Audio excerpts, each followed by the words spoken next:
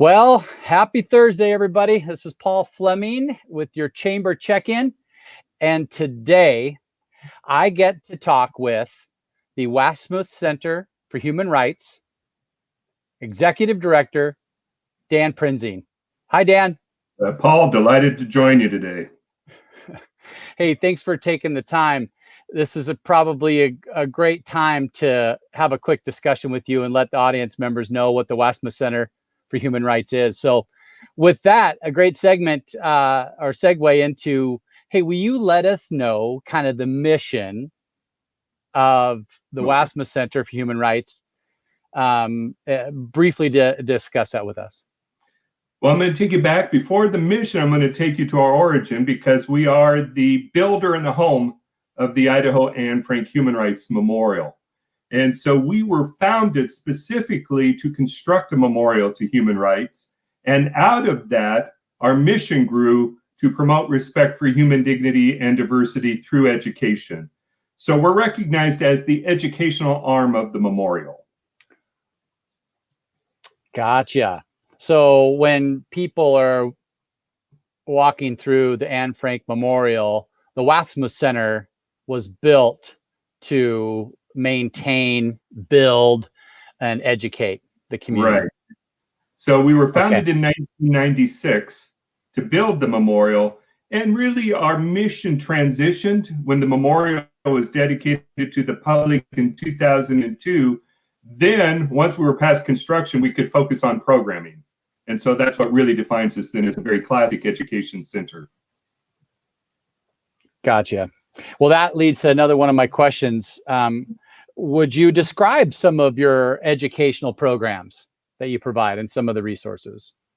Well, I always like to start off, if you can read it in the memorial, that's what we do. In other words, the memorial shapes who and what we are, not only in the physical community, but what we are in programming around the state. And because a lot of our programming is online, it's what we are nationally and internationally. I like to think in terms that we have 4 buckets to our programming. So civic education, what does it mean to be a member of a community? International education, it's a broader community when we're talking about the world and a universal document like the Universal Declaration of Human Rights. Human rights education, what are those core concepts in the Universal Declaration of Human Dignity, respect, how do we treat one another? And then Holocaust education. What are the lessons we can learn from the Holocaust to really shape our attitudes and behavior today? Okay. Hey, also, I wanted to have you drill into some of the specific programs. One is that the police chief Bones and you had a great partnership on. I want you to dive into that a little bit, as well as the Upstander program that I truly love. So with the chief, both former chief and now current chief Lee was in the memorial just yesterday with it. The final day of cadet training takes place in the memorial. And it's very much that presence to identify this is our community and everything that the memorial represents. It is that broad section of our community that the Boise PD is here to serve. And it's that broad section of the community that supports them. And so when they come and recognize that our community is an intersection of many communities, and we have a variety of groups that come together. And so always the messaging as a part of that moment in the memorial is, and you serve all of them. You serve that broader. And so we do talk a lot about how does injustice take root in a community? The words that are used, the actions that result. It's just a phenomenal, I find this is just such a classic example to me of what Boise is. That to have a police department so invested in training all cadets on what are human rights and how do we express them and care for them within the community. I think it's a unique program, but I think, as I say, very much a characteristic of who and what we are. Naturally, as a part of that discussion, one of the statues in the memorial, the other, it references our programming in the spiral of injustice. we recognize that injustice begins with words. It's when words are used as a weapon. And the statue indicates the progression or devolution of injustice from language to avoidance, discrimination, violence, and elimination. Well, even as we talked with the cadets yesterday, how do you interrupt that spiral? You do so by being an upstander. And so that's how we pull our programming together. Well, even as we discussed, it's a lot easier to stand up when we hear the words, react at that moment, than try to be the upstander when we're already to that final stage of elimination. So that's why we do a lot of programming on why words matter, that the words we use and choose have import. And so just that whole framing, as I told even the officers yesterday, I said, the Holocaust did not begin with gas chambers. It began with language, stereotype, targeting, where we began to look for a scapegoat to blame. And I said, that type of language of an us and them. Well, I so appreciated yesterday when Chief Lee, even in his remarks, said, the them is us. We are them. That's right. It's all of us. It is a community with it. And so I think it's just a framing of how do we talk. And I think especially right now, we've been getting a lot of attention because of the Upstander program, because we take a very specific tack to that. We use the acronym ACT or ACT. Well, the A is ask. When you hear a word used that is demeaning or marginalizing, or a joke that is really poking fun at a group, call it out. Let's have a conversation. Did you really know what that word means? Did you really think that was funny? Our hope is that we can create a conversation rather than having a confrontation. The C is choose, because to be an upstander is a choice. Just as to be a bystander is a choice, to be an upstander is a choice.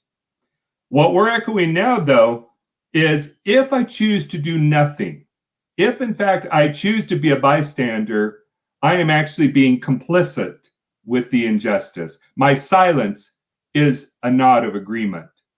So we're saying, okay, we have to choose at this moment to be an upstander, but even that comes with choices. You and I don't have to do the same thing as long as we each do something. And that's what we're seeing now in the community is a broad definition of how upstanders are coming, be it in their business, with their families, conversations in the neighborhood. The T is teach by example of how you lead your life. How do you model? How dare I call myself an upstander if you never witnessed me as such? And so these are the examples that we hope we teach our children. These are the examples we share in the classroom. These are the examples we share with one another in the workplace. So with that, mentioning the workplace, we have our certification program. This is a human rights certification designed specifically for the workforce. We initially began, we had a number of businesses come to us, and the businesses were telling us, we're committed to diversity and inclusion, but how do we know our workforce is? And so this was designed, it's a 6-hour online program developed in 6 modules, within each module, 6 10-minute segments. In other words, we know the workforce is busy. Can you carve out 10 minutes a day and going through the programming with it? And it's not about what the company should do. It's not that the company needs to do X, Y, and Z. It's what do I need to do? What can I do tomorrow when I step in? So the modules are diversity, inclusion, ethics, civility, respect, and be an upstander in the workplace. And the attention that program has gotten, we launched it on Human Rights Day in Idaho, January 20th, just a couple of months ago, and it's just skyrocketed. The program has exploded with the number of users registering in and really finding that value because it creates a conversation. Absolutely. Hey, how can folks get involved? What types of different things are you looking for from folks? Well, that's a great question, Paul, with it, because we are a small nonprofit. but our backbone or the hallmark of our organization are our volunteers. Now, when we're not in a period of a pandemic, one of our largest volunteer group are the docents who give the tours in the memorial. We give tours to over 10,000 students a year. Parks and Recreation estimates that 120,000 people come to the memorial every year. It is also, a caveat there, it is the only Anne Frank Memorial in the United States. It's one of the few places in the world with the full Universal Declaration of Human Rights on public display. And it's recognized as an international site of conscience. So it does tickle me a little bit that on TripAdvisor reviews, we do come in ahead of the Blue Turf as a place that you must visit when you come to Boise. But back to your question with volunteers, we've on our website, we've got a great whole section on volunteering with the center because we have folks coming in to do research. We have folks coming in to help us with planning events. We've probably got 7 active volunteer committees happening this summer because people reaching out saying, I want to do something. Let me help. I mean, that even includes the volunteers that were in the memorial this morning pulling weeds, so we've got a lot of effort happening. Okay. So I would say go to the wassmuthcenter.org, give Dan and the team a call on the telephone number here listed below. And hey, I just want to thank you for what you're doing and how you and your team and volunteers are helping the community. Thanks to your board and the financial supporters of the Wassmuth Center and the Idaho Anne Frank Memorial. It is the gateway there to the south side of town. And if you're coming from the south to the north side of town or east and west, however you look at it, it is a great memorial and a great nonprofit with a great cause. Well, I like to couple that, Paul, with it. As I will tease the mayor often, not only are we located in the heart of the city, we are the heart of the city. Gotcha. Dan, it was so good to check in with you here briefly, and I look forward to our next conversation. But for now, I'll be an Upstander as well. Thank you. Thanks, Dan.